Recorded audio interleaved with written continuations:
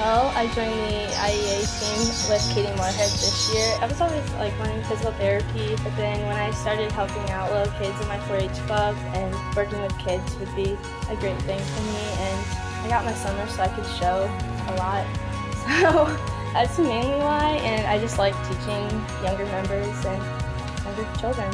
From what I do pleasure and horsemanship mainly, but there's also reining, which is fast circles and spins and sliding stops. But I mainly just do the Western pleasure and horsemanship. So Western pleasure is just riding on the rail. Horsemanship is based on the rider, so it's based on me and how well I ride along with a pattern typically. And then pleasure is based on the horse mainly. I'm used to my pony and my horse being spur trained and everything. And this year during the IEA team, it was really nice because I not only came out here once a week to ride different horses that I didn't know about, but it was a challenge for me and I liked it. It honestly made me a better showman and rider as myself and helped me a lot with my horses and the technique that I used to use for my horses. I definitely love showing. I've been showing since I was 3 years old, so it's really the highlight of horses. The riding and taking care of them is just an extra.